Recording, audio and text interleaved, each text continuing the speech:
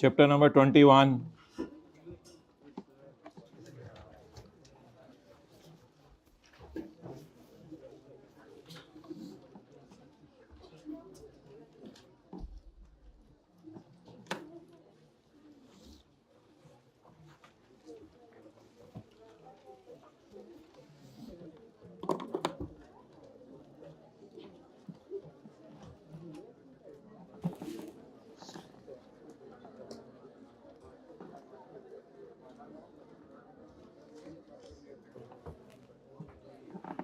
Rule 5, page 534.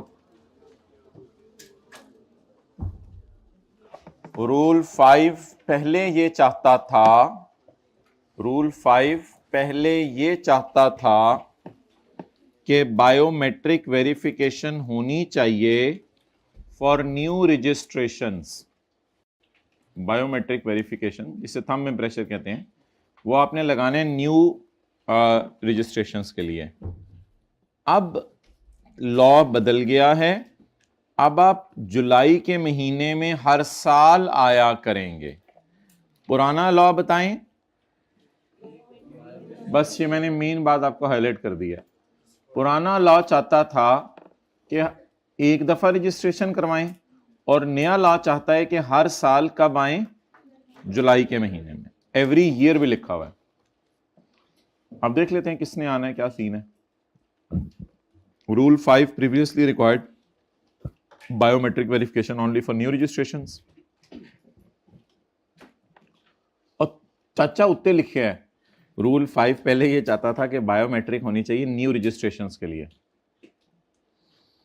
लेकिन अब जो है ना, नाउ हाइब्रिड में लेट आने पे, नाउ एवरी इंडिविजुअल और partner of an AOP and director of a single member company. अच्छा, अगर अगेन बड़ी कंपनी है तो उनके लिए जरूरी नहीं है। Director of a single member company are required to visit e सहूलत सेंटर ऑफ नादराबाजी in the month of July every year. अबे क्यों आना है तुमने, हमें बिरयानी खिलानी? नहीं, फॉर बायोमेट्रिक वेरिफिकेशन। अंगूठा अपना लेके आना याद से। For biometric verification. In case of failure of biometric verification, reverification. Verification तो हो चुकी है, बार बार वेरीफाई कराने आना है। In case of failure of biometric reverification, the electronic filing of return shall be made with the approval of, ये तो कल भी पढ़ा था कि इलेक्ट्रॉनिक फाइलिंग आपने किसकी इजाजत से फिर करनी पड़ेगी? कमिश्नर की इजाजत से करनी पड़ेगी। उसमें यह लिखा था कि अगर ऊपर वाली कंडीशंस फुलफिल ना करे तो कमिश्नर की इजाजत से इलेक्ट्रॉनिक फाइलिंग करनी पड़ेगी। अगर इधर भी तो ऑलमोस्ट सजा वही है कि आपको फिर कमिश्नर की अप्रूवल से इलेक्ट्रॉनिक फाइलिंग करनी पड़ेगी, वरना आप नहीं कर सकेंगे। भाई ये लेट होने की तो कोई लॉजिक नहीं है। 46 number cap, it's not allowed at all, it's not acceptable rather at all. Am I late? अच्छा जी, एन इंडिविजुअल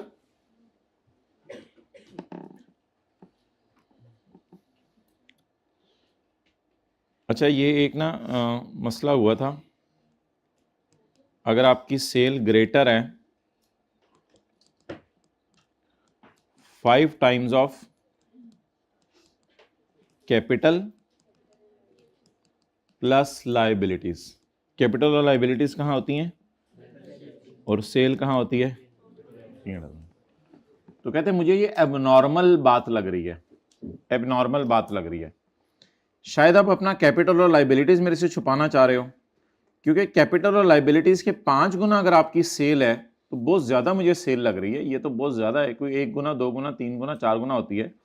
यानी अगर जो है वो ये आपका जो है वो 10 है तो ये आपकी 50 है। Sale is greater than 5 times of capital. Capital के 5 गुना से भी ज्यादा सेल है, यानी 52 है। तो अजीब सा बिजनेस मुझे लग रहा है आपका कि इतना सरमाया इन्वेस्ट करके आप इतना ज्यादा कमा रहे हो। तो ऐसी सूरत में जरा मेरे पास चक्कर लगा लो। कहते ये जरा मुझे अजीब सी चीज लग रही है, नोट कर लें। इसका मतलब है शायद आपने कुछ कैपिटल छुपाया हुआ है और मुझे शो नहीं कर रहे। असल में ये लोग फिर वेल्थ स्टेटमेंट में भी चीजें छुपाते हैं। कहते आपकी सेल तो फिर बहुत ज्यादा है, क्योंकि सेल इन लोगों की आजकल पकड़ी जा रही है। सेल इसलिए पकड़ी जा रही है कि वो बायोमेट्रिक मशीन लगी हुई है, जैसे जैसे सेल पकड़ी जाती है। तो कहते हैं आप आ जाओ ज़रा फिर। अगर तुमने सरमाया डाला है 10 मिलियन और तुम्हारी सेल है 50 मिलियन से ऊपर, तो कहते हैं मुझे कुछ गड़बड़ लग रही है तुम्हारे में।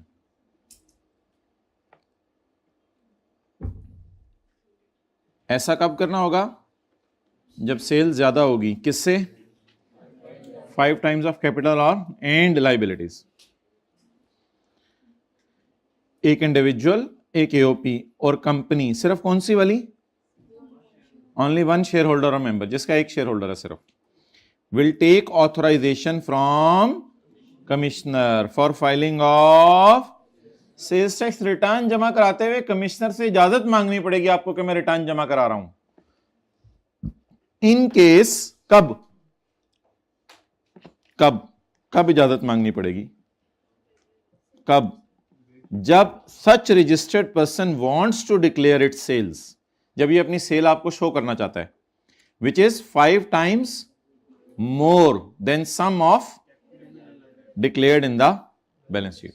मैन्युफैक्चरर्स के लिए रिलैक्सेशन है, वो बेशक ऐसा ना करें, क्योंकि मैन्युफैक्चरर्स तो माशाल्लाह अच्छा कमा सकते हैं और ट्रेडर्स वगैरह को इतना प्रॉफिट नहीं होता, ट्रेडर्स के पास इतना बचता नहीं। जाहिर बात है, ट्रेडर बेचारे क्या करते हैं, 50 रुपए की बोतल खरीदते हैं, 55 की हमें बेच देते हैं। ट्रेडर्स को तो इतना नहीं बचता। तो कहते हैं ट्रेडर्स अगर ऐसी हरकतें करे तो परेशानी की बात है, मैन्युफैक्चरर अगर ऐसी हरकतें करे तो मुझे कोई परेशानी की बात नहीं है इतना। तो किसको रिलैक्सेशन है? मेरे ख्याल से मैन्युफैक्चरर्स को भी है और ऐसी कंपनीज को भी रिलैक्सेशन है जिनके एक से ज्यादा मेंबर्स हैं। जो बड़ी कंपनीज हैं उनको भी रिलैक्सेशन अवेलेबल है। असल में बड़ी कंपनीज के वैसे ही ऑडिट वगैरह हो जाते हैं कंपनीज लॉ के मुताबिक, तो उनकी वैसे ही हमें टेंशन नहीं होती। तो 3 बंदों को पकड़ा है। नंबर 1 इंडिविजुअल को, हर किस्म की एओपी को, और ऐसी कंपनी को जिसका एक पार्टनर है।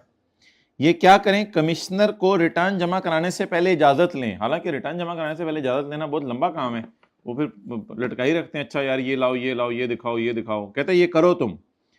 कब करना है ऐसा? इन केस मेन बात क्या है? इट्स सेल्स, ये बंदा wants to declare its sales which is 5 times more than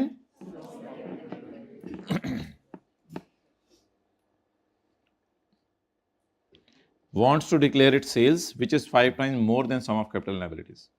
लेकिन किसके लिए रिलैक्सेशन है? मैन्युफैक्चरर्स के लिए।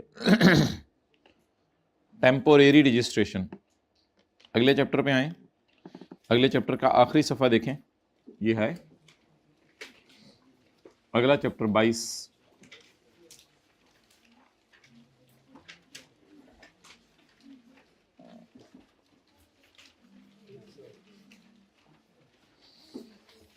का आखिरी सफ़ा और आगे आखिरी सफ़ा जहां 23 शुरू हो रहा है।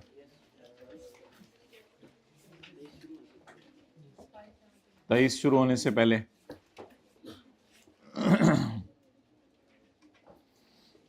अच्छा जी, हम तो अपने ज़माने में इस तरह चीज़ों को तोड़ तोड़ के पढ़ते थे ताकि याद रहें और कोई चीज़ मिस ना हो। पता नहीं आप लोग किस तरह पढ़ते हैं।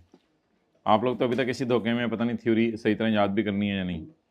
अच्छा जी, टेम्परेरी रजिस्ट्रेशन, इसको कर दो 20 पे। जो लोग, उसको नहीं मैं करा रहा, इसको करा रहा हूं, जो लोग मैन्युफैक्चरर के तौर पर अपने आप को रजिस्टर करवा लेते हैं, जो लोग मैन्युफैक्चरर के तौर पे अपने आप को रजिस्टर करवा लेते हैं, उनके लिए जरूरी था कि प्लांट वगैरह आए तो रजिस्टर करवाएं।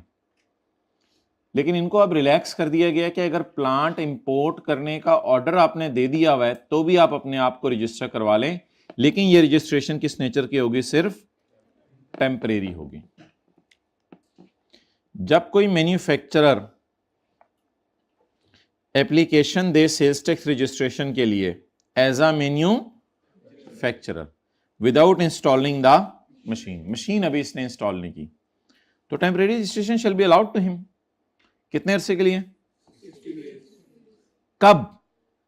If he furnishes complete list of machinery, imported या to be imported, along with good declaration. Along with, आपको पता है इंपोर्टेड चीजों का जो डॉक्यूमेंट बनता है उसका नाम गुड डिक्लेरेशन होता है। बिल ऑफ लेडिंग भी आज एक नया नाम डिक्शनरी में ऐड हो गया आपकी, बिल ऑफ लेडिंग। अच्छा जी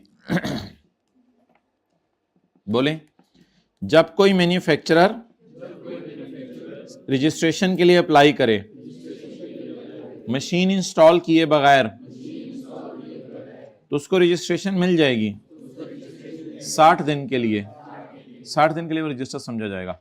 अगर वो जमा करवा दे list of machinery to be imported along with done. आगे जब आप एप्लीकेशन देंगे, हो गया रजिस्टर, चलें।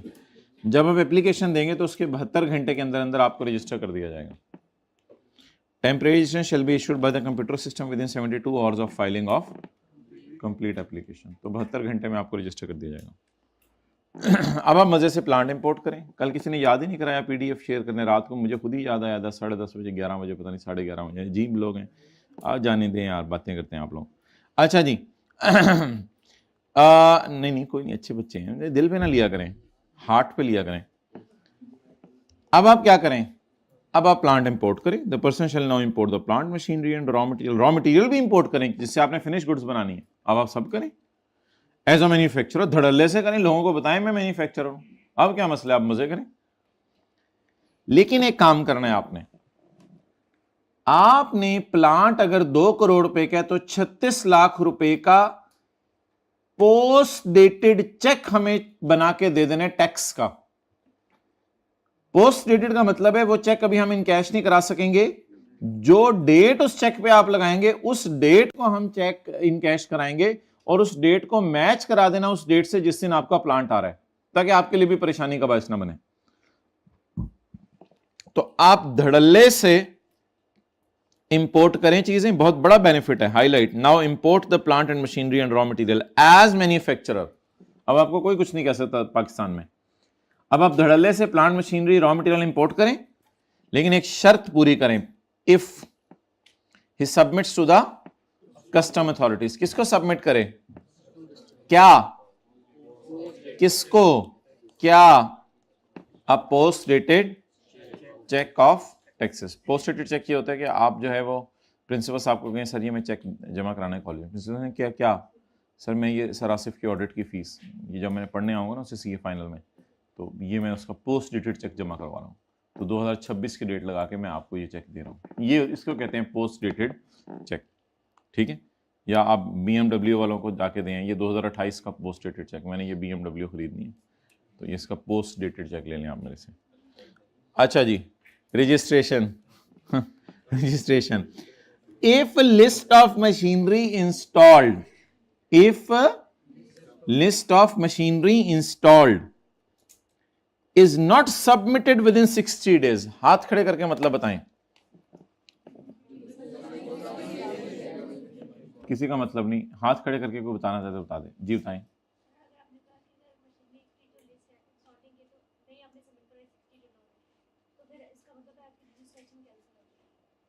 नहीं मैं इस जो लिखा है उसका मतलब पूछ रहा हूँ, जो मैंने येलो में हाईलाइट किया है। जी कोई और बता दें, जी बताएं।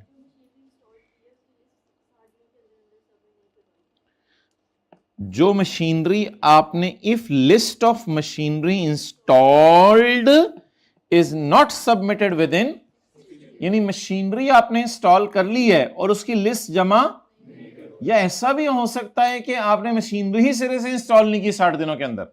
अब क्या करें, ऑफ टेम्परेरी रजिस्ट्रेशन के बाद 60 दिनों के अंदर आप लिस्ट ऑफ मशीनरी इंस्टॉल्ड नहीं दे रहे।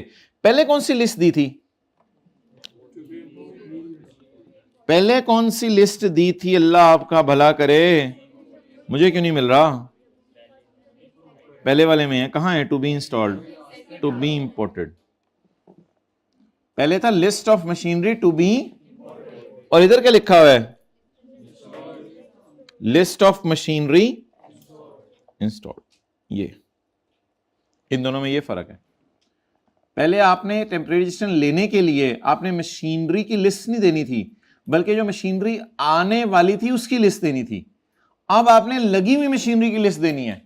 अगर वो ना दी 60 दिनों में तो इसका मतलब है प्लांट नहीं आ रहा, या आपने झूठ बोला है, कोई मसला हो गया, या फिर समंदर में गर्क हो गया। If list of machineries are not submitted within 60 days of temporary registration, such registration shall be disabled. तो जाओ भाई आपकी रजिस्ट्रेशन कैंसिल है, नहीं खुदा के लिए ऐसा ना करना, हम जबे, and the post dated cheque shall be encashed, shall be वापस नहीं, चेक भी आपका खा जाएंगे हम। लेकिन जाहिर बात है जब कभी कल कल को प्लांट आएगा तो फिर आपसे दोबारा चेक टैक्स नहीं लेंगे। लेकिन अब आपने हमारे साथ गेम किया तो फिर हम भी आपके साथ गेम करेंगे। इसका मतलब है आपका इरादा रुदा कोई नहीं था, आइंदा भी जरा सीधे होकर चलना, और चेक भी आपका फारग हो जाएगा, इन कैश हो जाएगा। जाहिर बात है ऐसा होता होगा फिर कभी, अगर लोग प्लांट नहीं मंगवा सकते होंगे तो हुकूमत पे केस वगैरह करते होंगे, शायद कभी रिफंड भी मिल जाते होंगे ये चेक्स। सारी बात है अभी तो हमारे प्लांट ही नहीं आया तो इसका चेक क्यों इन कैश हुआ है, बस हो गया तो हो गया। आगे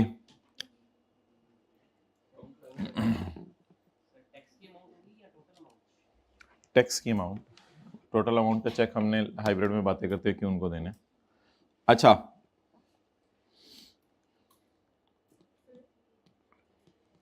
अच्छा जी, टेम्परेरी रजिस्ट्रेशन जी,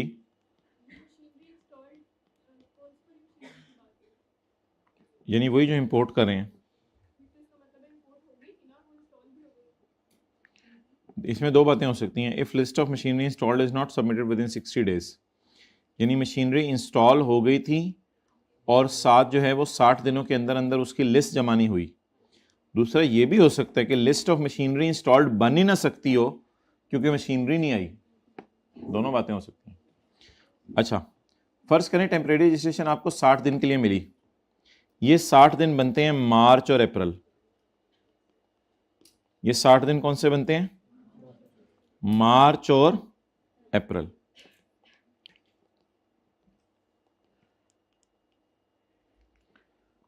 अब इन 2 महीनों में, मार्च और अप्रैल में 60 दिन ये बनते हैं। इन 2 महीनों में आपका जितना इनपुट होगा रॉ मटेरियल की इंपोर्ट पर, वो सारा का सारा इनपुट कैरी फॉरवर्ड हो जाएगा और कैरी फॉरवर्ड होकर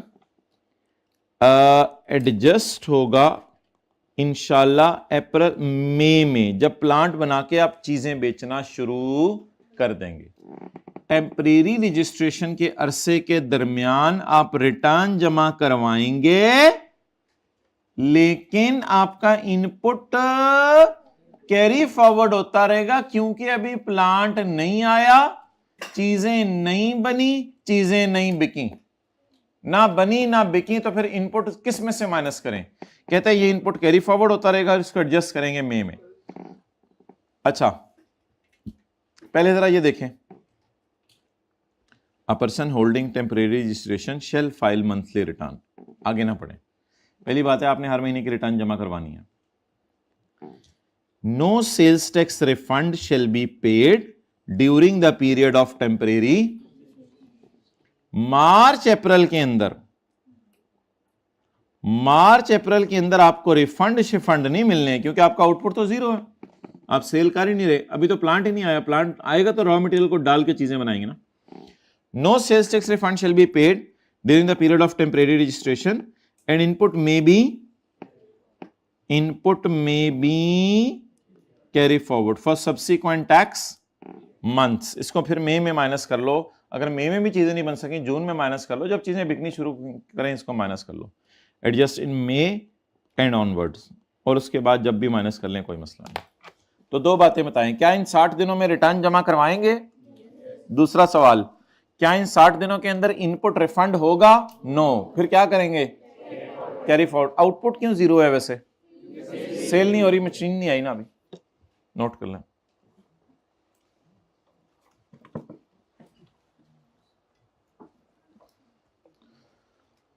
दो 5 से 2:50 पे हम मिलेंगे। कपड़े आपने चेंज करके आने हैं डिफरेंट, जुमे के बाद वाले अलग कपड़े,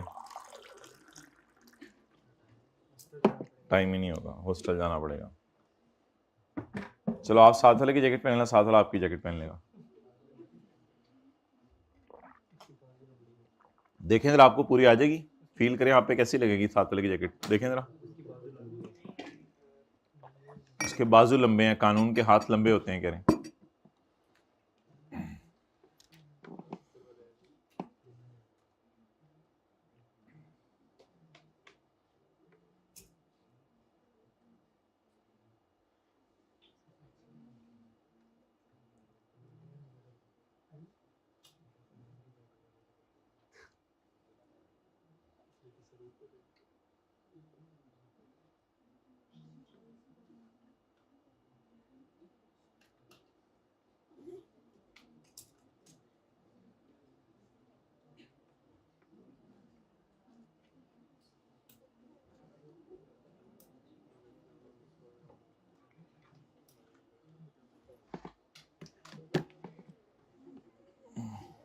जी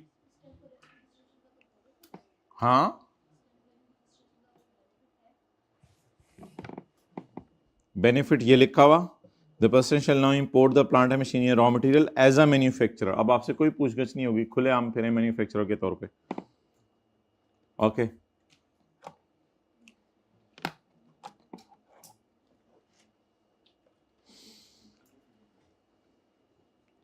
अच्छा, एक चीज आपने नहीं करनी इस 60 दिनों में, सेल इनवॉइस इशू नहीं करनी, but shall not issue a sales tax sale invoice. क्यों नहीं सेल इनवॉइस इशू करनी? लेकिन कुछ लोग रॉ मटेरियल बेचने लग जाते थे, फिर रॉ मटेरियल तो बेचने की इजाजत नहीं है ना। टायर बेचने लग गए हो, लोहा बेचने लग गए हो, शीशा बेचने लग गए हो, भाई वेट कर लो, इसको डाल डूल के गाड़ी बना के बेच देना, तो आपको सेल करने की इजाजत नहीं है। And if such invoice is issued, और अगर तूने आगे की तो फिर बाहर निकल। देखिए ना, आप घर में पढ़ेंगे तो इसमें एकदम ये बोलेगा जिस तरह भी मैं बोला था, तो वो तो फिर पढ़ने वाली आंख होनी चाहिए ना ये। तो and if such invoice is issued, और अगर ऐसी इनवॉइस इशू होगी, पूरा घर दहल जाएगा जब आप ये लफ्ज पढ़ेंगे, और अगर ये इनवॉइस इशू होगी तो निकल बाहर, no input shall be admissible to his buyers. फिर जो लोग इनसे चीजें लेके गए हैं उनके लिए तो ये परचेज है ना, तो उनके इनपुट डेड होंगे, क्योंकि ये ऐसे बंदे से चीजें लेके गए हैं जो टेम्परेरी रजिस्ट्रेशन हुआ है और लॉ मेकर ने कहा था तुझे सेल करने की इजाजत नहीं है। But shall not issue a sales tax sale invoice. आप चीजें सेल मत करें, और अगर आपने चीजें सेल कर दी तो आपके बायर्स का इनपुट क्या हो जाएगा? डेड हो जाएगा। अब जरा साथ वाले को ना ऐसे साइड पे कर दें और हम इसको रिवाइज कर लेते हैं। ऐसे करें, इसको साइड पे, ऐसे बिल्कुल ऐसे साइड पे कर दें, साइड पे कर दें। पढ़ाओ यार, मैंने पढ़न दे यार, पढ़ाओ बस। अब आप ऐसे देखने लगे। वेयर अ मैन्युफैक्चरर, अंग्रेजी जबान में आना है ना अनलकीली। वेयर अ मैन्युफैक्चरर, वरना अभी आपसे 2 सफ़े की कहानी लिखवा लो, आपने इस पे लिख देनी थी उर्दू में। Where a manufacturer files application for sales tax registration as a manufacturer without installing machine, बस आपने लहजे पे फोकस करना है, without installing machine, temporary registration shall be allowed for a period of 60 days if he furnishes complete list of machinery to be imported along with the bill of lading or good declaration. Registration shall be issued by computer within 72 घंटे of filing of complete application. The banda shall now import plant and raw material, alhamdulillah, as a manufacturer, if he submits to the custom authorities a post-dated check. If list of machinery installed is not jama karai in 60 days, your registration shall be cancelled. Post-dated check shall be encashed and you will be killed.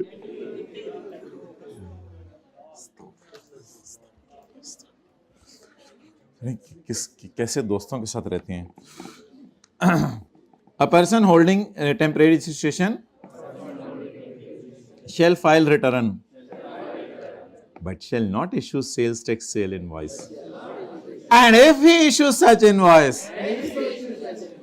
no input shall be allowed to his buyers. No sales tax refund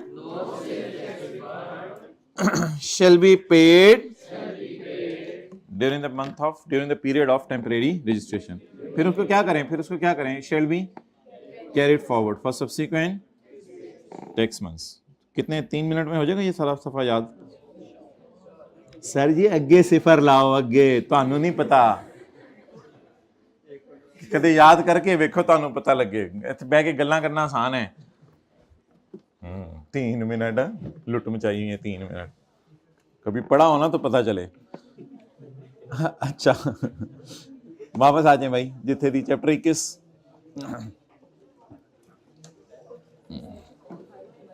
हाँ जी, section 25 revise कराना था। मैं अपने अल्फाज वापस लेता हूं। Section 6 compulsory registration, compulsory registration.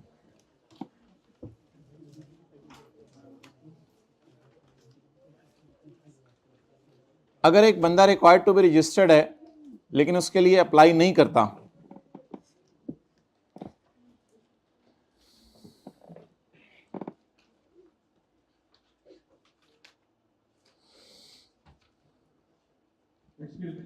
Ji my dear, जी जी जी जी, सर ये यहाँ पे लिखा था कि टेम्परेरी रजिस्ट्रेशन आपने 60 डेज के अंदर करवानी है मशीन इंपोर्ट करने से पहले, और वो 60 डेज वैलिडिटी पीरियड है। और फिर आगे लिखा है कि जब आप मशीन को इंस्टॉल करते हैं और लिस्ट प्रोड्यूस नहीं करते तो 60 डेज का जो पीरियड है वो खत्म, डिसेबल हो जाएगा। तो अगर है ही 60 डेज वैलिडिटी, तो फिर अगर आप नहीं भी मशीन को लिस्ट को प्रोड्यूस करते रजिस्टर करवाते, तो तभी क्या पोस्ट डेटेड चेक्स की वजह से ये पॉइंट है कि आपका post dated cheque suppose later date के ऊपर था, उसी टाइम आपको टैक्स पे करना पड़ेगा, क्योंकि 60 डेज पीरियड तो वही इंटैक्ट ही रहना कि आप लिस्ट को रजिस्टर करवाएं या ना। हाँ ठीक है ना। असल में वो सिर्फ चाह ये रहा है कि आप प्लानिंग अपनी टेम्परेरी रजिस्ट्रेशन किस तरह करें कि टेम्परेरी रजिस्ट्रेशन कराने के बाद 60 दिन के अंदर प्लांट आ जाए। तो बस फिर उस पर उसने एक चेक ये रख दिया कि वो चेक इन कैश करवाएगा। तो सारा उसका ये है कि प्लान इस तरह करके चलो कि 60 दिनों के अंदर अंदर जो है मशीन आ जाए, वरना अगर तुम्हें लगता है कि 3-4 महीने बाद मशीन आनी है तो फिर टेम्परेरी रजिस्ट्रेशन के लिए अप्लाई ही लेट करो। अच्छा चैप्टर नंबर निकालने जरा 23।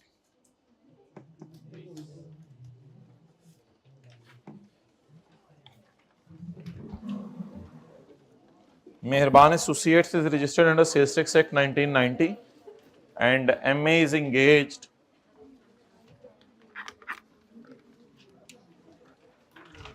अभी तक कितने लोग हम इंगेज करा चुके हैं जबकि क्लासें शुरू हुई हैं बिजनेसेस में? हाँ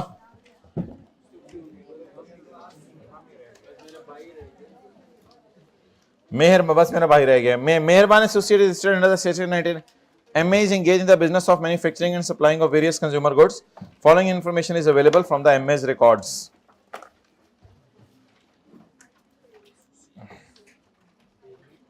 होमवर्क वाला सवाल हो गया था? होमवर्क वाले सवाल में एक बात मिस्टर बी में कोई थ्योरी में लिखी हुई थी, वो अभी मैंने बताई नहीं थी, इसलिए वो अभी उस सवाल के लिए इंपॉर्टेंट भी नहीं थी। अच्छा include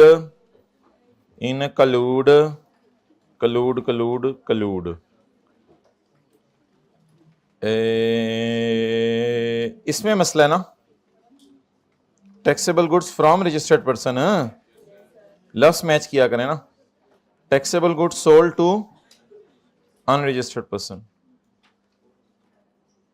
सोल्ड टू अनरजिस्टर्ड, हाँ इसमें मसला है, इन दोनों में मसला है, बाकी सबको बारो बार। बिस्मिल्लाहिर्रहमानिर्रहीम, चलें।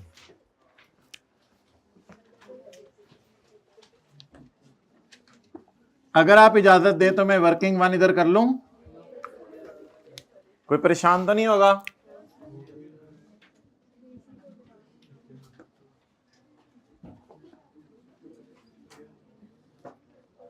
वर्किंग वन बोले इनपुट, प्लीज बी मुहज़्ज़ब and be professional. You're doing C, guys. Say apportionment. Say taxable sale. Sale.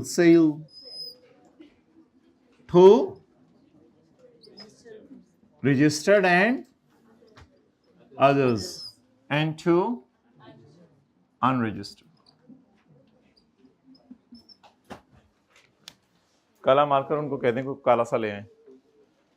Purchases from registered suppliers, जी माय डियर कितनी है? 60। परचेजेस फ्रॉम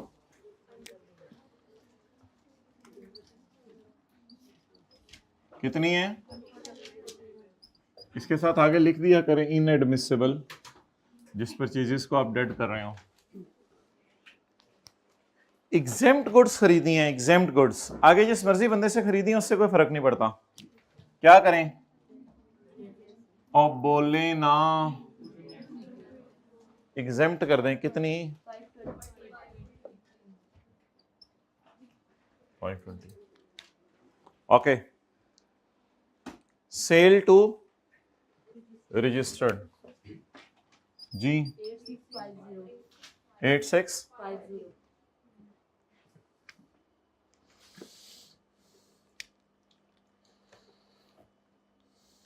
यार ये ना ठीक है, एक और इंक्लूड का लफ्ज़ पे लिखा हुआ है, मुझे भी याद आया था। ये नीचे जाके इसने लिखा हुआ है दीज आर इंक्लूडेड, लेकिन ये उसी फिगर में शामिल है। देखें इधर, देखें taxable goods purchase from registered person, यानी इसी फिगर में शामिल है। एक और भी इंक्लूड का लफ्ज़ लिखा हुआ था, मादरत आप लोगों को बताना चाहिए था, मुझे थोड़ी मादरत करनी चाहिए क्योंकि पेपर आप लोगों का है, तो नीचे जाके इंक्लूड ढूंढना ये मुझे सिखाना पड़ेगा जी। बोले आगे। हाँ जी, कितनी है भाई? नहीं, एक और आधे काला मार्कर, उनको कोई कालों की बरात लगा दें।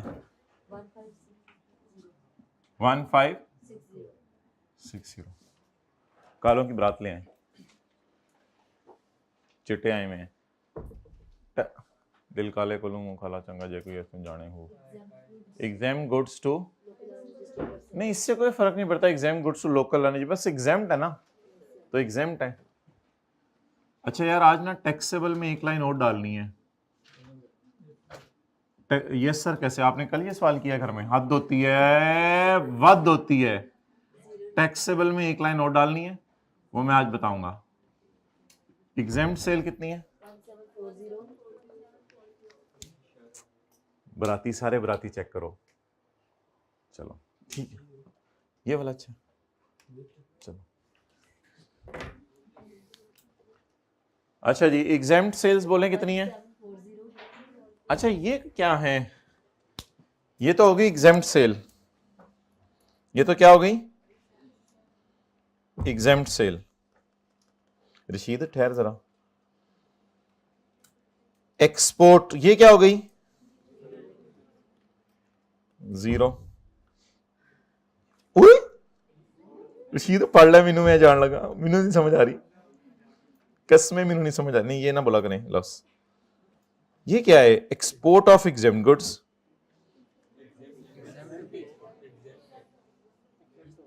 अच्छा इसको एग्जाम नहीं करेंगे क्योंकि एग्जाम्प्ट एक बुरी चीज है, इसका इनपुट डेड हो जाता है। तो क्योंकि एग्जाम्प्ट गुड्स एक्सपोर्ट हो गई हैं, यानी होली कुरान एक्सपोर्ट हो गया है, होली कुरान इज एक्सपोर्टेड, तो अल्हम्दुलिल्लाह अब इसके कागज का इनपुट आपको अलाउ हो जाएगा। तो नया रूल हमें पता चला आज, एग्जाम्प्ट गुड्स का एक्सपोर्ट कर देना 0 रेट सेल में जाया करेगा जी। बता दिया मैंने, बस बताना था, बस इस पे ये नहीं कि वो कुछ होना है, ये ऐसा किया करेंगे बस। अच्छा जी, बोले भाई एग्जाम्प्ट सेल कितनी है? 1740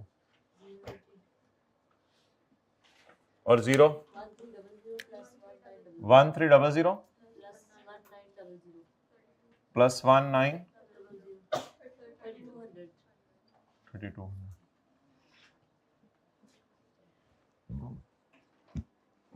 हाथ को आज ढीला छोड़ दें, बहुत ज्यादा इस्तेमाल होना है, प्रैक्टिस कर लें।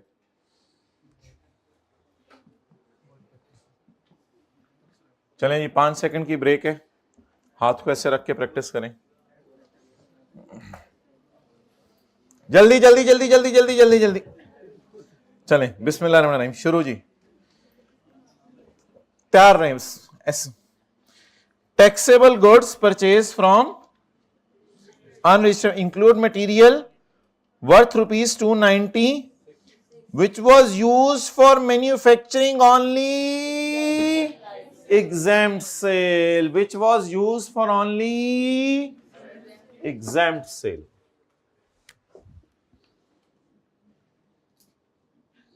अच्छा, अब आपको पता है इनपुट में भी यहां को 2-3 चीजें आती होती हैं, पता है ना आपको? 1300 जमा 1900।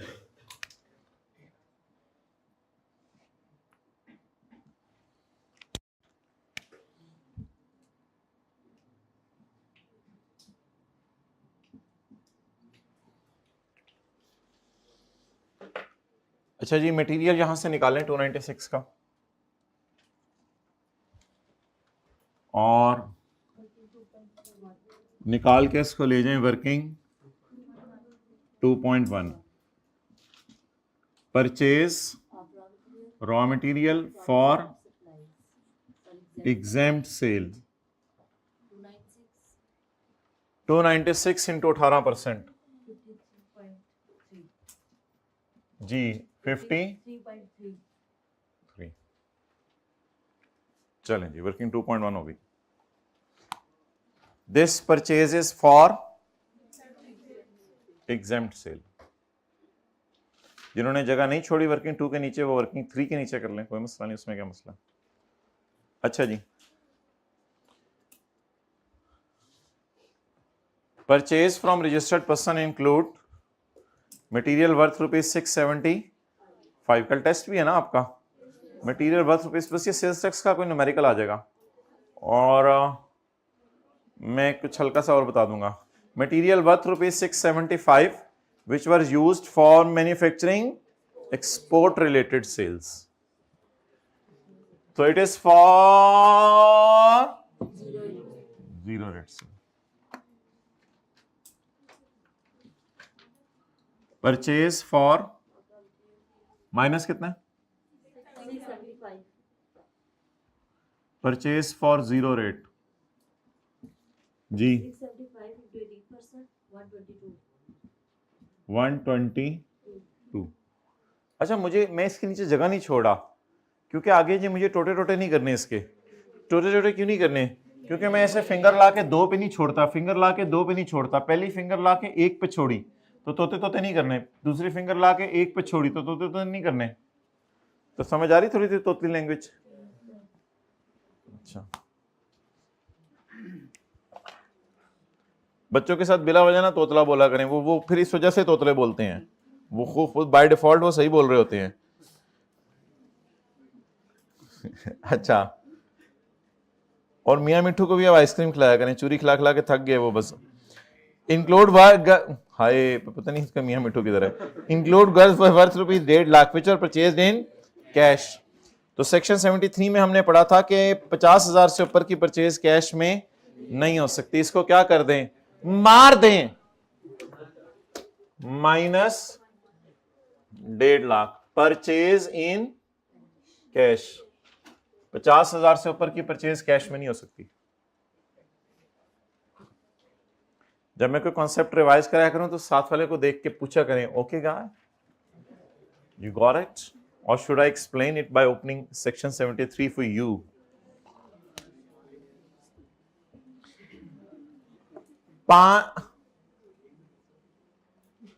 उधर ही रखें।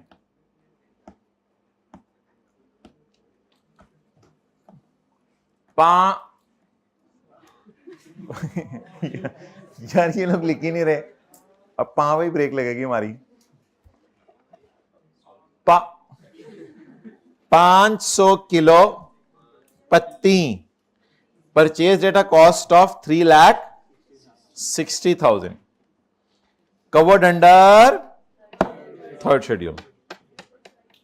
अच्छा, वैसे बताएं कि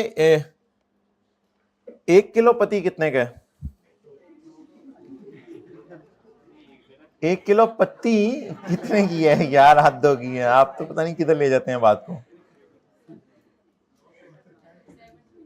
720 किलो की पैकिंग में अवेलेबल है ना माय डियर भाई, लिखा हुआ है उसने कि पत्ती किलो की पैकिंग में अवेलेबल है।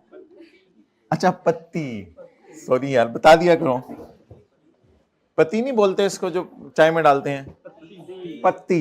अच्छा, पत्ती पत्ती, ते पे जोर डालना है। अच्छा, मैं तो 2 डाले बगैर पढ़ा हूं, खैर है, कुछ क्या फर्क पड़ता है।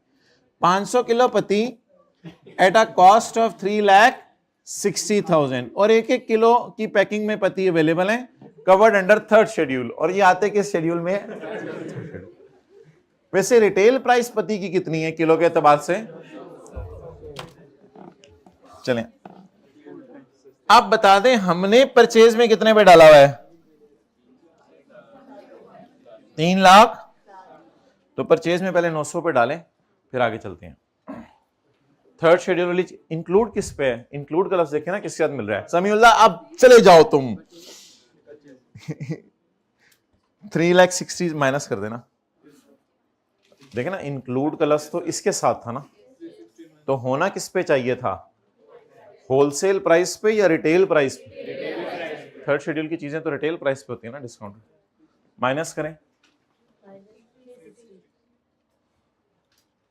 परचेज ऑफ पत्ती 1-1 किलो की पैकिंग में, कितने किलो पत्ती खरीदा? 500 किलो, किलो किलो की पैकिंग वाले, एक 900 रुपए में मिल गया। 18%,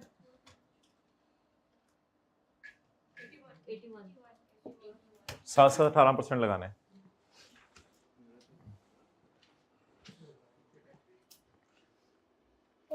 ये 3rd शेड्यूल की चीजों पे तो टैक्स लगता है, ये किसने बताया था टैक्स नहीं लगता? 3rd शेड्यूल की चीजों पे तो टैक्स लगता है रिटेल प्राइस पे। हाँ, रिटेल प्राइस पे।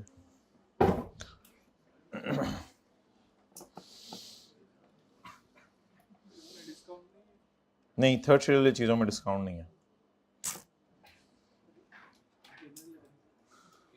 अच्छा जी, by the end of August 2021 300 kilo were sold to an unregistered wholesaler, जिसको भी बेचे unregistered wholesaler, at a price of 790 per KG. तो एक अनरजिस्टर्ड होलसेलर को हमने बेच दिया है eight a price of 790 per KG. अब मुझे ये बताएं कि सेल भी मैंने डिस्काउंटेड प्राइस पे की है, तो सेल भी किस पे रिकॉर्ड करूं? रिटेल प्राइस पे। अब मेरा एक आपसे क्वेश्चन है कि क्या एज्यूम करूं ये सेल में पड़ा हुआ है या नहीं पड़ा हुआ? नहीं पड़ा हुआ, कहीं नहीं लिखा हुआ। कहीं लिखा हुआ है सेल में पड़ा हुआ है? परचेज में इंक्लूड था। फुल स्टॉप के आगे वाली बात ऊपर से तो नहीं मिला के पढ़नी होती, फुल स्टॉप के बाद वाली बात है। तो अब क्या सेल में से 300 ज़रब 790, मैंने माना कि 500 किलो मैंने खरीदा हुआ है, वो आपको मैंने एक बार बता दिया था, कोई मसला नहीं। 500 किलो की परचेज पूरी रिकॉर्ड कर लें, ऊपर सेल 300 की ले जाएं, इसमें क्या मसला है? ये तो कई दफा आपसे बात हुई भी है कि परचेज पूरी रिकॉर्ड करनी होती है और सेल भी जितनी हुई है वही रिकॉर्ड करनी है। अब बताएं, मैं 300 ज़रब 790 सेल में से माइनस करूं या सेल में पड़ा ही नहीं हुआ? कहीं नहीं लिखा सेल में पड़ा हुआ है, तो इसलिए सेल में पड़ा नहीं हुआ। मेरे ख्याल से आई के अपने इस अटेम्प्ट में इसको माइनस किया था, लेकिन कोई इसकी लॉजिक नहीं लगती। कभी इक्का दफा वो कुछ ऐसा कर दे तो उसकी वजह से हमें परेशान नहीं होना चाहिए, क्योंकि कहीं लिखा नहीं हुआ फुल स्टॉप के आगे कि ये सेल में पड़ा हुआ है। अब पता नहीं हमारी किताब के सोल्यूशन में क्या हुआ है, हमें उससे कोई कंसर्न नहीं। फिलहाल जो मैं व्हाइट बोर्ड पे करा रहा हूं वो करें। जी, कहीं लिखा हुआ इंक्लूड है सेल में? नहीं, तो बस सेल में डाल दें। सेल कौन सी वाली में डालें? अनरजिस्टर्ड। सेल कौन सी वाली में डालें? Unregistered.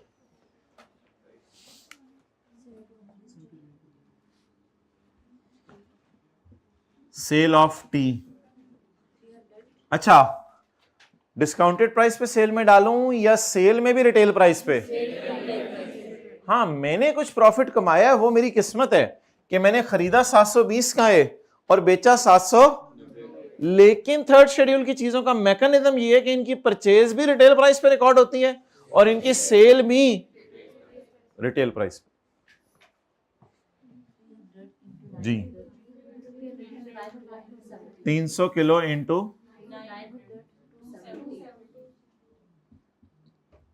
270।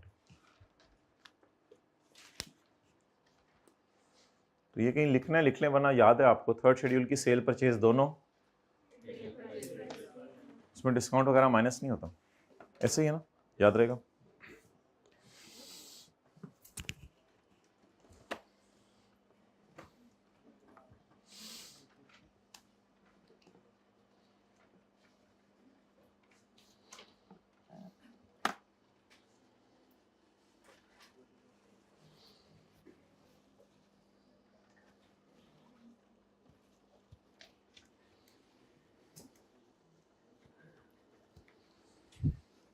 Okay, taxable goods sold to unregistered person, taxable goods sold to A Ali, Ali Ali, A Ali देखो, ए अली, तो ये वाली sale taxable goods sold to unregistered person includes worth rupees 3 lakh which was sold to a distributor who did not provide the CNIC और NTN, जिसने CNIC या NTN provide नहीं किया। तो अब सवाल यह है कि इसका क्या करना है। तो सेक्शन 8 हम जाके निकालते हैं। सेक्शन 8 के अंदर आपको याद होगा हमने एक चीज पढ़ी थी,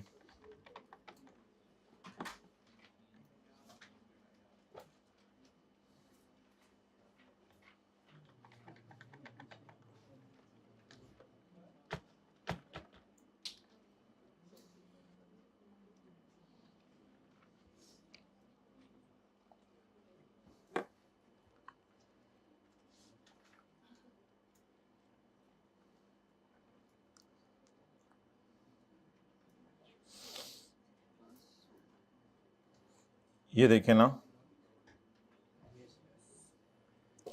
input on goods for sale made to unregistered distributor for which sale invoice do not bear NIC और NTN, प्रोरेटा बेसिस का इनपुट भी क्या करना है, डेड करना है।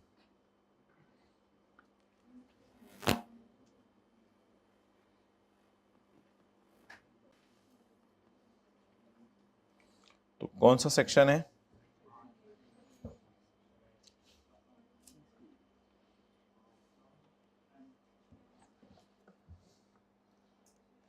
सेक्शन 8 के 1 का M, सेक्शन 8 के 1 का M। जी क्या करें भाई, इसका इनपुट क्या करना है, ये किस सेल में पड़ा हुआ है, अनरजिस्टर्ड सेल में पड़ा हुआ है। ठीक है जी, इसको ऐसा करें,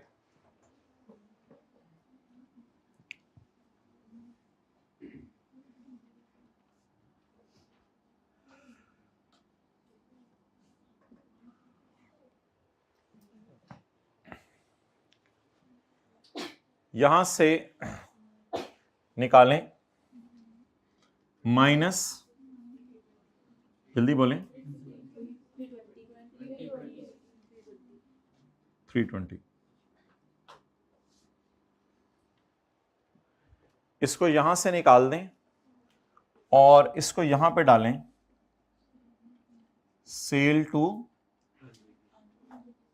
अनरजिस्टर्ड होलसेलर, अनरजिस्टर्ड डिस्ट्रीब्यूटर, जिसका NIC या NTN हमने नहीं लिया, NIC या NTN हमने नहीं लिया, और इसका नाम आप बुरी सेल ना रखें, इसका नाम आप रख दें बहुत बुरी सेल। इसका नाम क्या रख दें, बहुत बुरी सेल। समझ लें ये अच्छी सेल है, ये अनरजिस्टर्ड की बुरी सेल है, ये बुरी के अंदर एक और कैटेगरी बहुत बुरी सेल, यानी सेल भी अनरजिस्टर्ड को की इस वजह से बुरी, और बुरी में भी बहुत बुरी इस वजह से कि उससे सेल्स नंबर तो मांगा नहीं, NIC नंबर भी नहीं मांगा। तो यहीं से निकाल के यहीं पे डाल दें, फिर फेस पे जाके देखते हैं इसका क्या करना है, बल्कि वर्किंग 2 में मैं बताऊंगा इसका क्या करना है। क्या वो देख लेते हैं, डन। तो वर्किंग 3 के अंदर ही घुमा के कहीं और डाल दिया हमने, और इसके साथ छोटा सा ब्रैकेट में क्या लिख दिया है, क्योंकि सेल है तो किसको, लेकिन उसका क्या नहीं मांगा, NIC नहीं मांगा। चलें आगे। These goods were purchased from a registered supplier for 275 and this figure is included in taxable goods purchased from, लो जी इनकी परचेज प्राइस उसने अलग से बता दी है, -275, इसमें शामिल है ना, तो यहां से निकाल दें। देखें लिखा हुआ है उसने, इसमें शामिल है, तो परचेजेस में पड़ा हुआ, यहां से क्या करें, भाई परचेजेस तो रजिस्टर्ड बंदे से होते हैं ना, परचेजेस का तो कोई मसला नहीं। रजिस्टर्ड सप्लायर से हमने चीजें खरीदी हैं, आगे बेची अनरजिस्टर्ड को है, वो अलग बात है। परचेज किस में पड़ी हुई है बोले? तो -275 यहां निकाल के वर्किंग 2.3 में ले जाएं। Purchase for sale to unregistered for which no NIC कितना? 50। इसका भी मैं बताता हूं क्या करना है, लेकिन फिलहाल इसको माइनस करके यहां पार्क तो कर देना।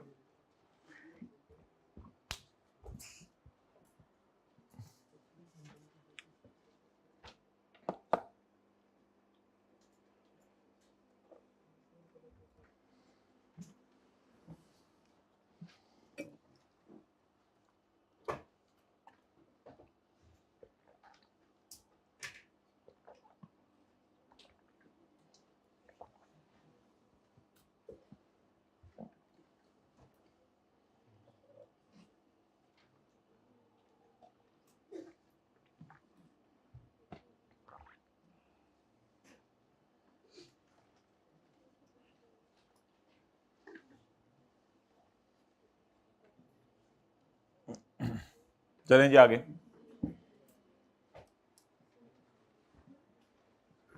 दोबारा देखें सारे।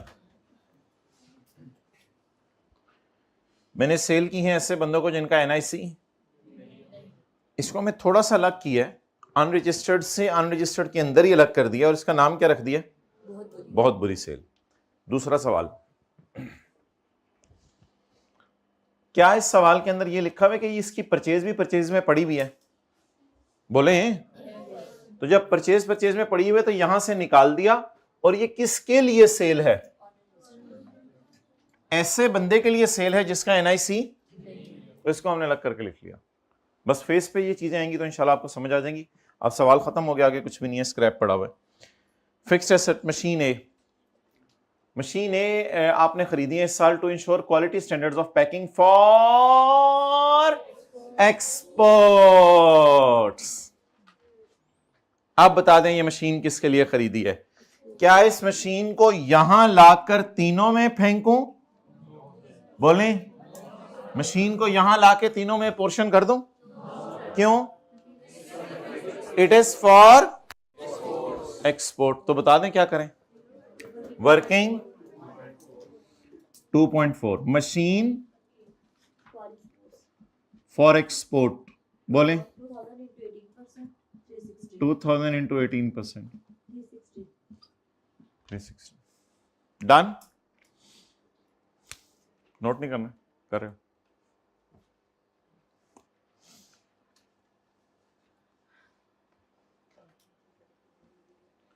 मेरे ख्याल से न्यूमेरिकल ना भी कराया जाता ना तो तब आधे से ज्यादा आप लोगों से हो जाना था। आगे चलें, अगली जिसमें तो कुछ भी नहीं है।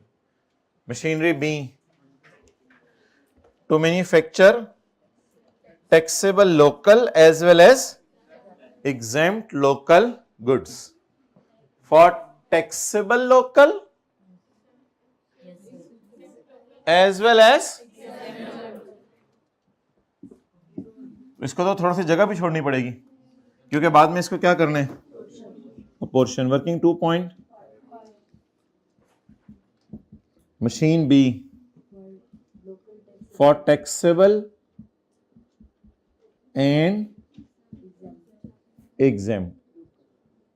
भाई टैक्सेबल लोकल लफ्ज क्यों लिखा है उसने आगे? ताकि आप इसको 0 रेट में ना डालें। मैंने तो कहा था टैक्सेबल का मतलब टैक्सेबल 18 टैक्सेबल 0 दोनों होता है। उसने आज टैक्सेबल के साथ ब्रैकेट में क्या लिख दिया? तो टैक्सेबल से मुराद अब क्या है? ये दोनों या ये?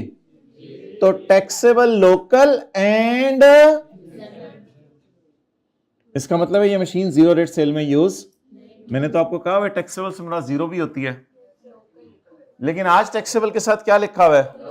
तो इसका क्या मतलब होगा जरा सोच के बताएं। फिर ये इसके लिए और इसके लिए यूज हो रही है जी।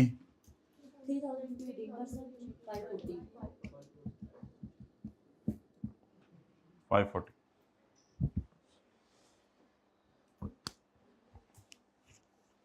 नेक्स्ट,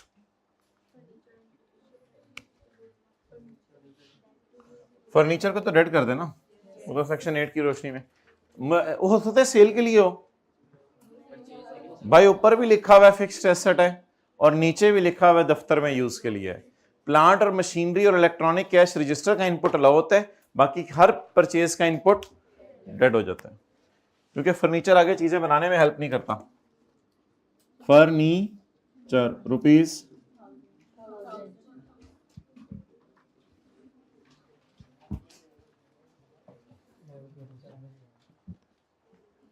इनएडमिसिबल भी ब्रैकेट में लिख दें।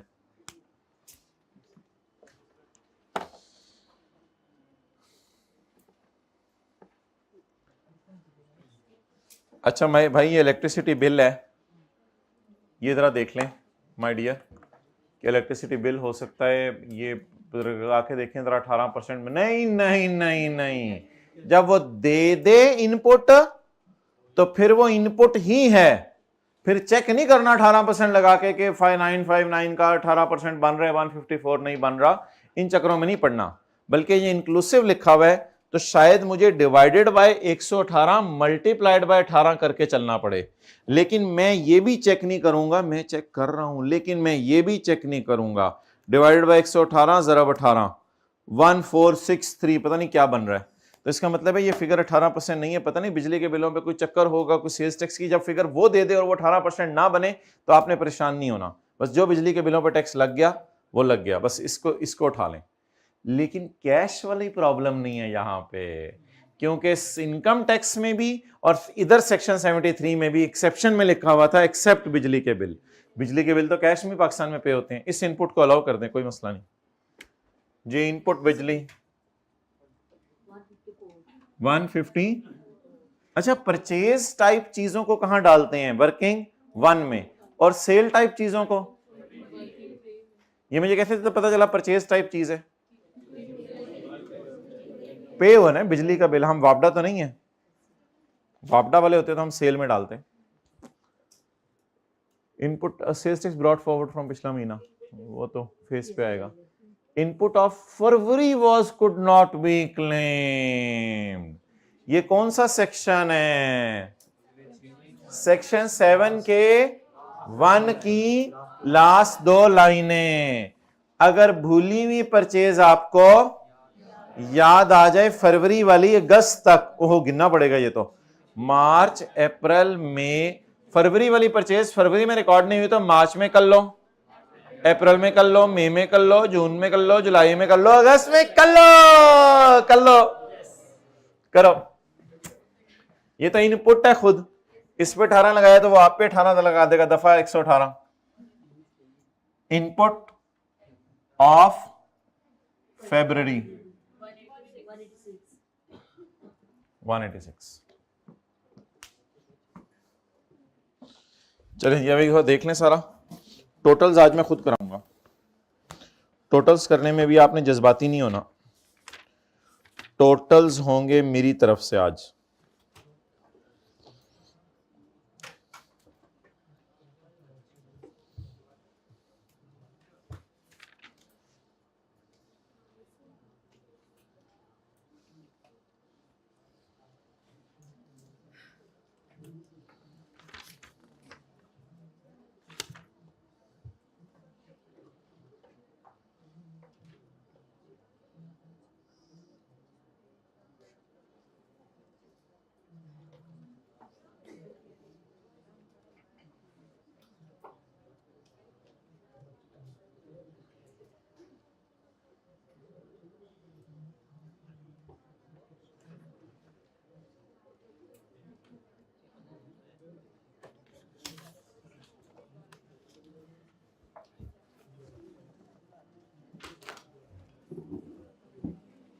अच्छा भाई, सॉल्यूशन से मैच ना कीजिएगा, मैं सॉल्यूशन अगली दफा सही कर दूंगा।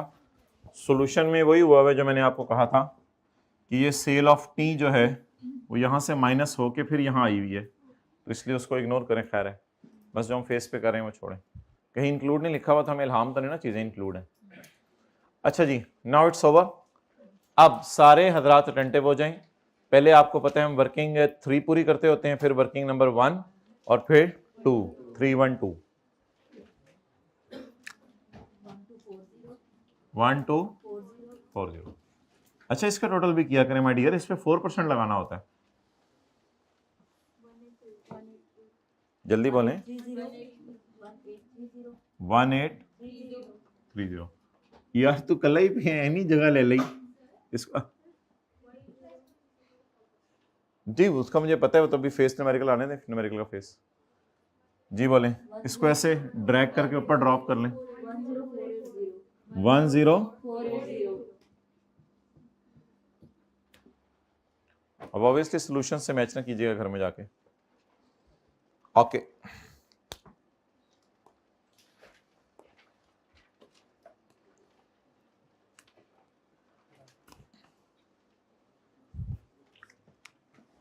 अच्छा, इस पे 18% लगाएं। 577 टोटल करें।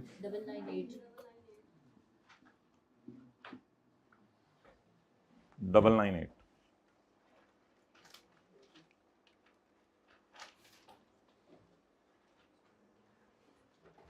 अच्छा जी, अब सारे लोग अटेंटिव हो जाएं और एक नई चीज देखें।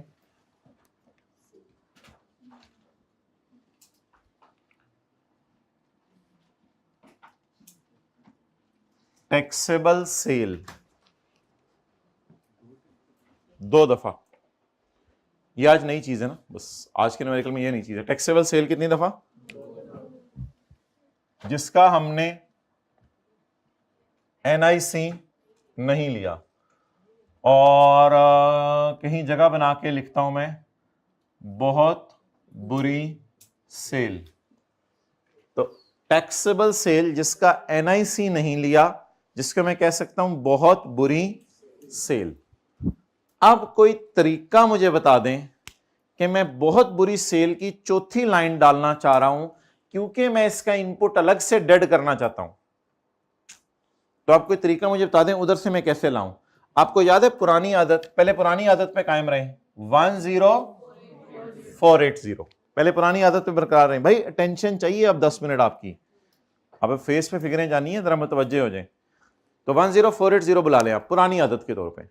10480 में से थोड़ी सी फिगर को जरा के यार नीचे आ जा, आजा आजा आजा 10480 ले जाए वहां अपने समझने के लिए, लेड पेंसिल से, सिक्के वाली पेंसिल से थोड़ी सी फिगर को नीचे बुला लें, क्योंकि इसका इनपुट क्या करना है, डेड करना है। बुलाएं जरा नीचे थोड़ी सी चीज को, नीचे 3। यार अगर 320 मैंने इधर बुला लिया तो फिर ऊपर तो कुछ और बच जाएगा, बब उसमें से बुलाया ना, तो बताएं कितना बचा? 10160 स्टार बना के। ये फिगर कैसे आई है एग्जामिनर को बता दीजिएगा। मेरे पास तो जगह नहीं, आप लोगों के पास मुझे लग रहा है शायद यहीं पे ब्रैकेट में इतनी जगह हो कि आप ये नोट कर लें, तो मैं यहां पे कर देता हूं। टोटल कितना था? स्टार की जरूरत ही नहीं रहेगी। 10, इसमें से कितना थल्ले ले गए, कितना बच गया? चलें जी, ये आज नई चीज है, इसको कहते हैं नया गुल खिला। पहले 3 गुल थे, आज चौथी गुल्ली आ गई।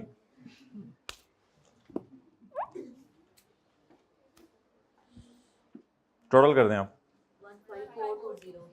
15420।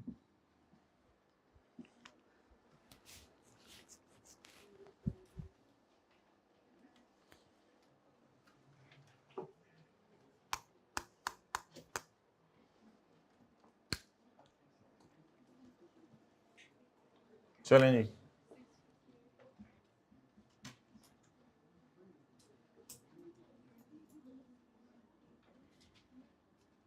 ये इनपुट किसका? मशीन का, और ये बाकी। ओके, अब सारे लोग जरा अटेंटिव हों और मुझे बता दीजिएगा बात। इसमें मैं आपको थोड़ी सी गुंजाइश दे दूंगा, कोई इतना हार्ड एंड फास्ट नहीं है, कोई इतनी परेशानी वाली बात नहीं। इसमें जैसे भी आपने करना हुआ कर लीजिएगा, इसमें कोई ज्यादा परेशानी वाली बात नहीं। एक एक करके पहले चीजों को लेके चलें। अल्हम्दुलिल्लाह this purchase of raw material is for, तो इसको कहां लिख देंगे? समझ आ रहे हैं? चलें अगला सोचें। दिस परचेज इज फॉर, बोलें कहां लिख देंगे? अल्हम्दुलिल्लाह, अल्हम्दुलिल्लाह, मेरे आप में कोई इख्तलाफ नहीं, जहां थोड़ा बहुत आया मैं बताऊंगा ताकि आप ही कर बताएं सारा। This purchase is for sale to, जिसका NIC, ये तो अल्लाह का शुक्र है, अलग लाइन है, इसको डेड करना है आज, ये 50 हो गया। अच्छा, इसके बाद मशीन फॉर कितना? 360, और यहां भी समझ आ गया? चलें इनको मैं लिख भी देता हूं क्योंकि इनमें मेरा आपका इख्तलाफ नहीं है। Purchase of raw material for, थोड़ा सा इधर करके मैं लिख रहा हूं, बोलें बोलें बोलें, purchase of raw material for exempt sale कितना? 53। परचेज फॉर, बोले बोले बोले बोले, 122। Okay okay okay okay okay, let me, purchase for sale to कितना? 50। अच्छा, मशीन फॉर एक्सपोर्ट सेल 360। यहां तक अल्हम्दुलिल्लाह मेरे और आप में कोई इख्तलाफ नहीं, सारी चीजें हमने एग्री करके लिखी। यहां पे थोड़ा सा इख्तलाफ राइज हो सकता है। Machine B is for taxable and exempt sale. अब आप देखें टैक्सेबल एंड एग्जेम्प्ट सेल, ठीक है। अब सवाल को ना बताना चाहिए था कि ये जो प्रोडक्ट है ना नो NIC वाली, ये एज इट इज हम बेचते हैं या बना के बेचते हैं? ये हम एज इट इज बेचते हैं या बना के बेचते हैं? ऐसी लाइन सवाल में कहीं लिखी नहीं हुई। अच्छा, तो इस पर अगर एक लाइन पढ़ें जो सवाल के ऊपर लिखी हुई है, manufacturing and selling of various consumer goods, ये बना के बेच रही है चीजें, और यार एंड देन सेलिंग तो नहीं लिखा हुआ कि सिर्फ बनाने वाली ही चीजें बेच रही है। ऐसा भी हो सकता है कि चीजें खरीद के भी बेच रही हो। तो अब ये थोड़ी सी डिबेटेबल बात है, ठीक है। अगर लिखा था ना सिर्फ मैन्युफैक्चरिंग कर रही है, फिर तो शायद इस पे बात हो सकती थी कि सिर्फ मैन्युफैक्चरिंग कर रही है। अब आप दोनों तरह असम्पशन ले सकते हैं, जो मर्जी कर लीजिएगा, कोई मसला नहीं। अब आप ये भी असम्पशन ले सकते हैं कि चीज बना के बेची है, ये भी असम्पशन ले सकते हैं चीज एज इट इज बेची है। अगर ये एज इट इज बेची है तो थोड़ा सा टाइम मेरा सेव हो जाएगा, तो मैं समझूंगा कि मशीनरी इसके लिए इस्तेमाल नहीं हुई, तो फिर मैं इन दोनों पे कर दूंगा। इतना बड़ा मसला नहीं है। मसला कितने लोगों को समझ आ गया है? मसला बस ये था कि मैं ये कह रहा हूं कि 540 को आपने 1 2 3 तीनों पे तकसीम करना है, या 540 को आप लोगों ने, और वही मसला फिर थोड़ा सा यहां भी आएगा 998 का। 998 को आपको पता है हमने लाना है यहां, ये अलग है माय डियर, ये अलग है, ये अलग है। 998 को आप जब सब में तकसीम करने हैं तो उस पे भी मैं थोड़ी सी बात आपसे कर लेता हूं कि इसमें क्या बहस बन सकती है। फिलहाल ये सारी चीजें नॉन इख्तलाफी हैं। दो चीजें मैंने छोड़ दी हैं, 540 की तकसीम मैंने छोड़ दी है, 998 की तकसीम मैंने छोड़ दी है। गैर इख्तलाफी चीजें यहां तक सारी लिख लें, बाकी 1-2 मिनट एंड पे बच जाएंगे तो हम इस पे बात करनी हुई कर लेंगे, वरना कोई इतना बड़ा मसला नहीं। तो नॉन इख्तलाफी चीजें लिखें सारी। 998 के ऊपर जगह छोड़ दीजिएगा पोर्शन करने की। ओ भाईजान बोंगिया ना मारे, यहां से उठा उठा के पढ़े। ये कौन सी है?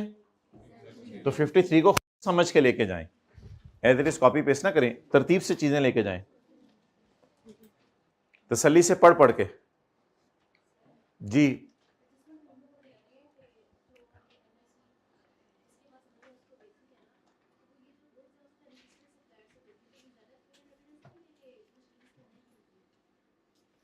कहां से पता चला आपको?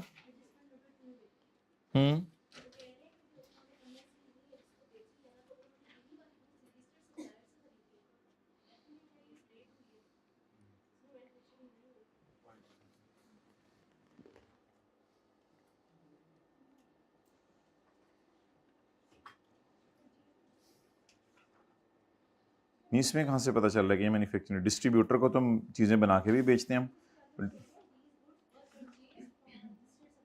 हाँ, सप्लायर कौन हो सकता है? सप्लायर कौन होता है? सप्लायर तो होता है जिससे रॉ मटेरियल भी खरीदें, जिससे फिनिश गुड भी खरीदें। क्या ले लें आप? ये तो मैं कह रहा हूँ, मुझे तो नहीं लग रहा कुछ भी। आपको लग रहा है तो ठीक है, मुझे नहीं लग रहा। सप्लायर और डिस्ट्रीब्यूटर के लफ्ज से तो नहीं पता चलता कि ये चीजें एज इट इज बेची हैं। नहीं, गुड्स का लफ्ज है तो गुड्स तो रॉ मटेरियल फिनिश गुड दोनों के लिए यूज होता है। ये किसने कहा है कि गुड्स का लफ्ज है?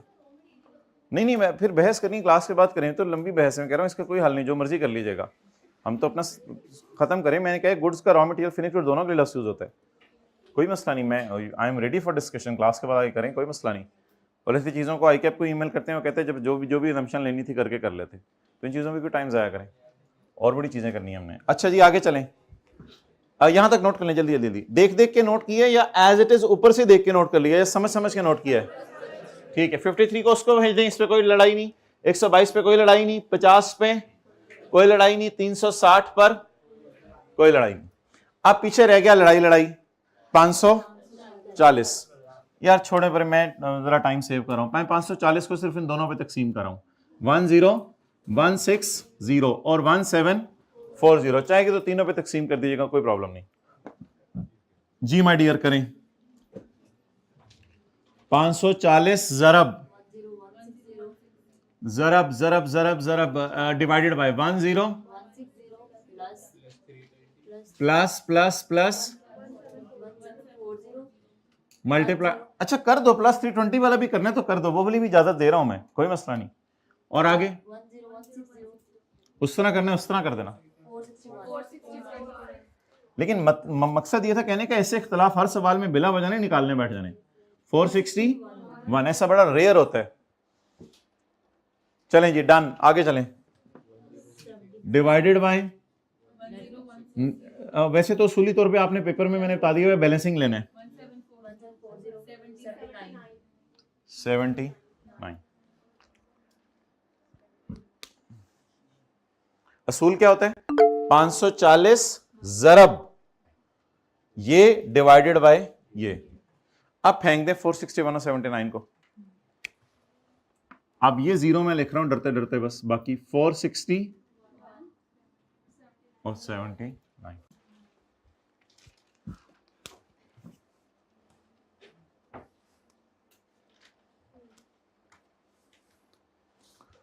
अच्छा, 998 में थोड़ी सी हल्की फुल्की लड़ाई क्या हो सकती है? 998 पे हाथ खड़ा करके बताएं कोई थोड़ी सी लड़ाई क्या हो सकती है? कि चारों पे तकसीम करने या 1 2 3। देखने में लग रहा है इसकी भी कोई परचेज अलग दी हुई है, ठीक है, लेकिन मेरे ख्याल से नॉर्मल तरीके पे चलें, इसको चारों में तकसीम कर दें, कोई टेंशन लेने की जरूरत नहीं है। तीनों वाला भी आर्गुमेंट हो सकता है, चारों वाला भी हो सकता है। हो सकता है इन चीजों में कोई ऐसा मटेरियल भी पड़ा हो जो इस चीज के अंदर भी इस्तेमाल हुआ हो, लेकिन फिर आप कहेंगे वो फिर मैन्युफैक्चरिंग हो रही है, वो सेल का भी करते हैं। यार ये तो फिर नेवर एंडिंग स्टोरी है, इसका कोई हल नहीं है इन चीजों का। तो इसलिए कोई टेंशन वाली बात नहीं है। 3 पे करें, 4 पे करें, कोई मसला नहीं, कोई ऐसी परेशानी वाली बात नहीं है। 4 पे कर दें, जरा टाइम बच जाएगा। नहीं करना तो 3 पे कर दें, अगर ज्यादा डिटेल में जाना है आपने। 4 पे कर दें। 998 divide by 15420 multiply 10160।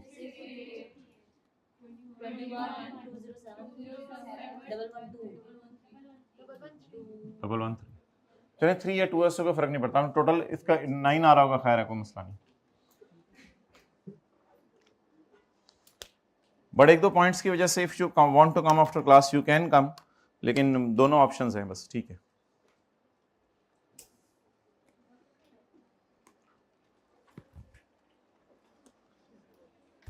That's why शायद उसने 90% मार्क्स नहीं रखे, उसने 50% मार्क्स रखे हुए हैं।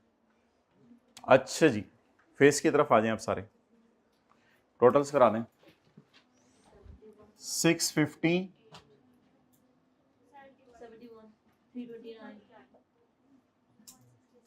166।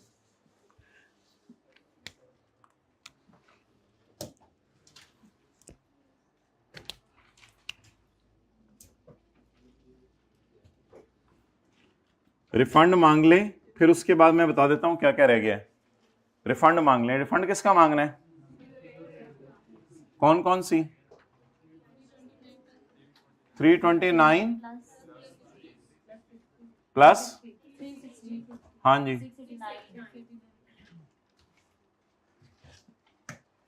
689।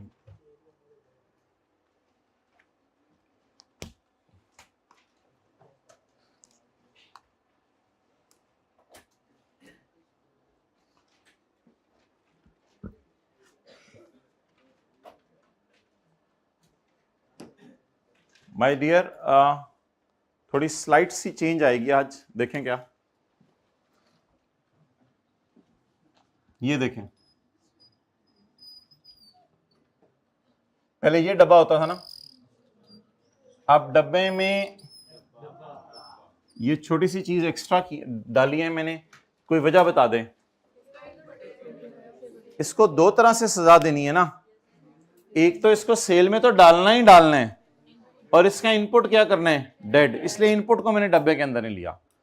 तो ये डब्बा शुरू से थोड़ा सा डब खड़ब्बा हो गया है, डब्बा डब खड़ब्बा शुरू से। तो कुछ इस किस्म का डब्बा बना है।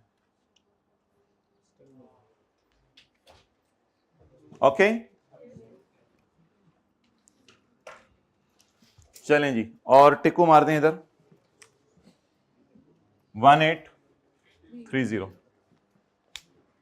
और इसके बाद टिक्कू मार दें इधर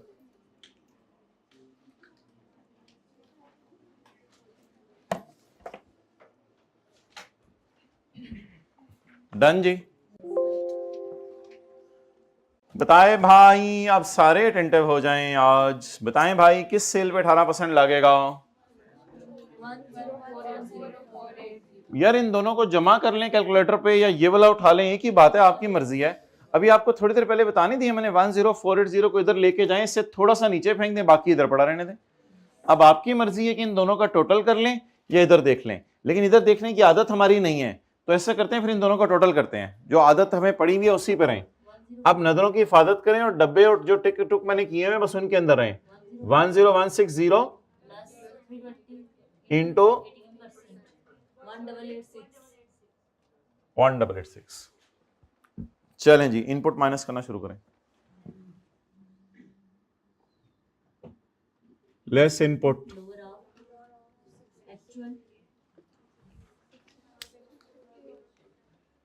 एक्सेलेंट 658 प्लस ब्रॉट फॉरवर्ड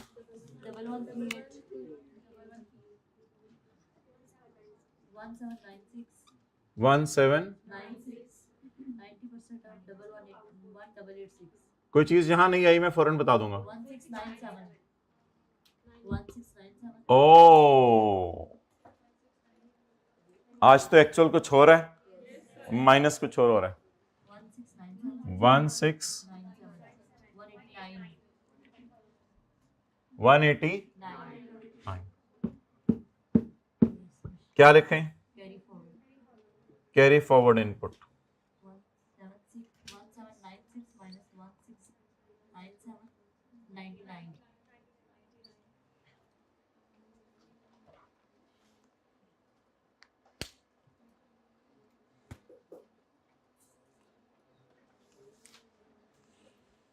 देखते हैं भाई मशीन है या मशीना है। ओ गुड, मशीना, ये तो फिर अच्छी रिवीजन हो गई। लेस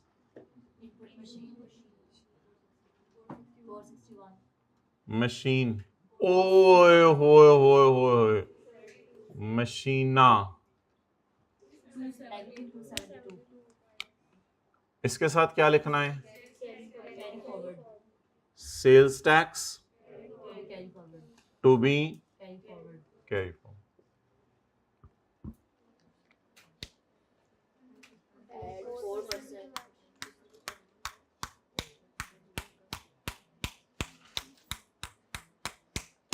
आज का दूसरा पार्ट तो काफी इंपॉर्टेंट होगा। 4% सेल टू अनरजिस्टर्ड। अच्छा जी, बाकी चीज़ें मेरी नज़र में कोई इतनी कॉम्प्लिकेटेड और ऐसी नहीं थी। एक कॉन्सेप्ट आज के सवाल के लिए है जो बड़ा ही ख़ास है और बड़ा ही इम्पोर्टेंट है, वो ये है कि मैं 1830 पे 4% नहीं लगा सकता। 1830 पे इसमें वो बहुत बुरी वाला टेंशन नहीं है, वो कुछ और था, वो कहानी खत्म हो गई है। बहुत बुरी वाली कहानी वर्किंग 2 तक थी, वो खत्म हो गई है। हमने एक्सेप्शंस पढ़ी हुई है 4% की। पहले जाके 4% खोलते हैं, फिर उसकी ये आज की क्लास का असल कॉन्सेप्ट है। तो एक्सेप्शंस पढ़ी हुई है हमने 4% की।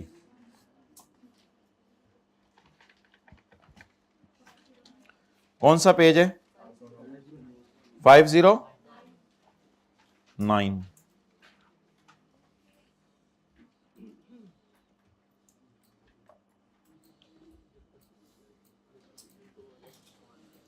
हमारे सवाल में हमने अनरजिस्टर्ड बंदे को मोटर ऑयल या डीजल ऑयल बेचे? नहीं। हमने उसको लंडे वाले कपड़े बेचे हैं? नहीं। हमने उसको आइटम्स बेचे हैं इन, इसको मैंने इंपॉर्टेंट कहा था, इसको मैंने कहा था किसी दिन आपको बताऊंगा। तो following list of persons on which further tax is not, हालांकि ये अनरजिस्टर्ड है फिर भी इन पे फर्दर टैक्स। असल में ना थर्ड शेड्यूल की चीजों की कीमत डब्बे पे मैन्युफैक्चरर ने लिख दी होती है, इसलिए अलग से फिर उस पर 4% लग नहीं सकता, ये मसला है। सो दैट्स वाई उठाएं 1830 को मैं मना नहीं कर रहा, लेकिन माइनस कर दें उसमें से पति, -270। So that was an important concept. -270 करके हाइलाइटर यूज करें -270 पे। यार पता कराओ व्हाइट बोर्ड के लिए कोई हाइलाइटर पैदा हुए हैं अभी तक दुनिया में? हो चुके हैं? अच्छा, ये भाई कह रहे हैं आखिरी रो में, कल जरा लेके आइएगा व्हाइट बोर्ड के लिए अगर कोई हाइलाइटर निकले हैं दुनिया में। -270 कितने मोटे से होंगे ना, ऐसे इंटू 4%। लेकिन माय डियर वो मशीना है ऊपर, तो नेट नहीं करना, ये 62 पेएबल टू गवर्नमेंट ही है।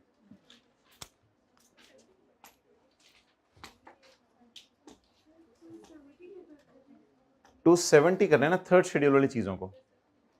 मैं क्या, बहुत बुरी सेल वाली टेंशन खत्म हो चुकी है, वो वर्किंग 2 तक थी। इसके साथ लिखे ना, नहीं थर्ड क्लास नहीं, थर्ड शेड्यूल, ये थर्ड शेड्यूल की चीज है 270। तो लिखे अनरजिस्टर्ड में अगर थर्ड शेड्यूल की चीजें पड़ी हो तो उन पे 4% नहीं लागेगा।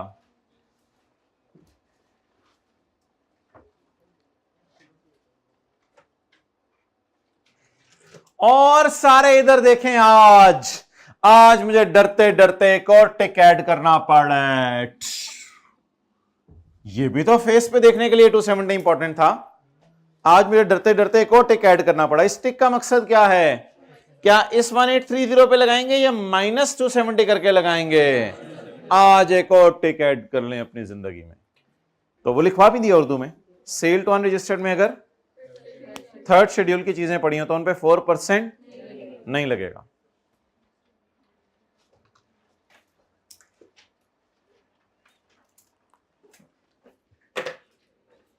चलें जी, गले मिले सवाल को।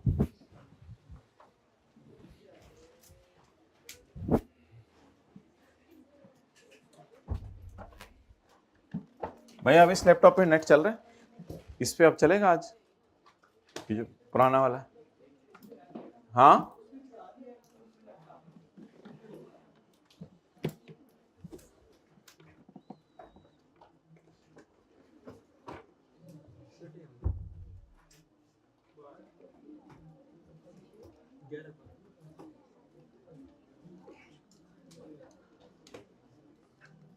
ओके जी, बुक निकालें।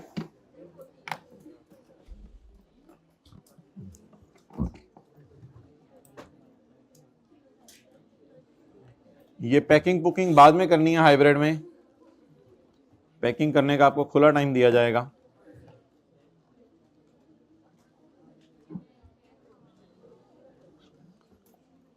आज वैसे हमारा काफी ज्यादा फोकस है चैप्टर 22 पे हो। चैप्टर 23 का एक न्यूमेरिकल अगली क्लास में 15-20 मिनट पे करके चैप्टर 22 के हमने पास पेपर्स करने होंगे। अच्छा जी, पेज 562, पेज 562।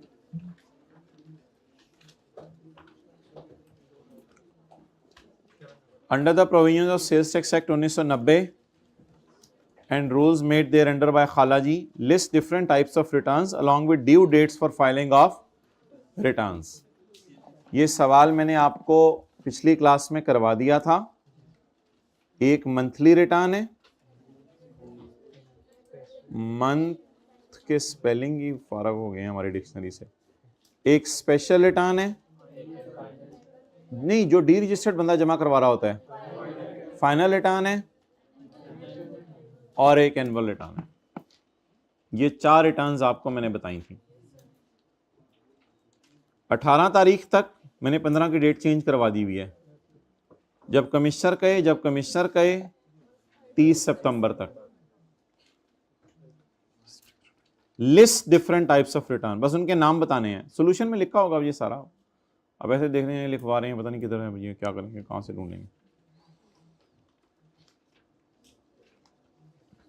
ओके 50 के ए का 2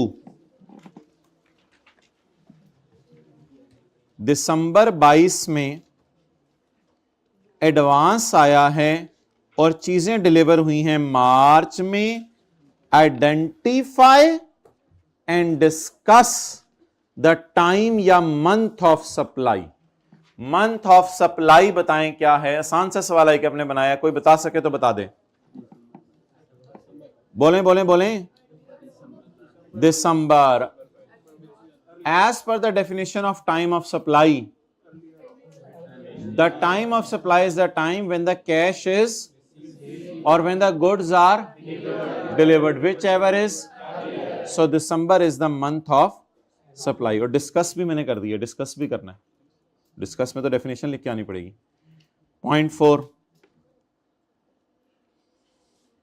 goods of 7 million were sold in September but due to limited storage capacity at buyer premises. Honda ने कहा मैं टायर कहां रखूंगा, खरीद लेता हूं, मैं टायर कहां रखूंगा। टायर डिलीवर जनवरी में हुए हैं, सितंबर। एक्सेलेंट। कितने लोगों ने जरा बताया सितंबर, हाथ खड़ा करें। Hybrid please, hybrid. सितंबर कितने लोगों ने सोचा? Well done. Reason made available. हमारी तरफ से तो मेड अवेलेबल थे ना, अगले ने लेट उठाए, उसमें उसका कसूर है। तो मेड अवेलेबल वाला सिनेरियो इसमें लगेगा और सितंबर में सेल बुक होगी। Okay, point number 1, in November 2022 an agreement for the acquisition of machine was signed. दिसंबर में मशीन खरीद ली और बकाया पैसे 24 महीने में आहिस्ता आहिस्ता देने हैं। भाई ये तो इतना आसान सवाल है यार। ये तो अब ये मैंने आपको पूरा सवाल कराया था जिसमें बताया था कि अगर आप चीजें किस्तों पे खरीदते हैं तो ऐसी सूरत में एग्रीमेंट का टाइम देखा जाता है, डिलीवरी का टाइम देखा जाता है, कैश का टाइम देखा जाता है। डिलीवरी एग्रीमेंट कब हुआ? नवंबर में। और डिलीवरी ये नवंबर लिखा हुआ है, इधर उसने दिसंबर लिखा हुआ है। और पैसे कब आने हैं? 24 महीनों में आहिस्ता आहिस्ता। तो मैंने क्या बताया था, सेल कब रिकॉर्ड होगी? ये कितने लोगों को याद आ गया था? तो दैट इज वेरी इजी। चलें ठीक है, जाएं।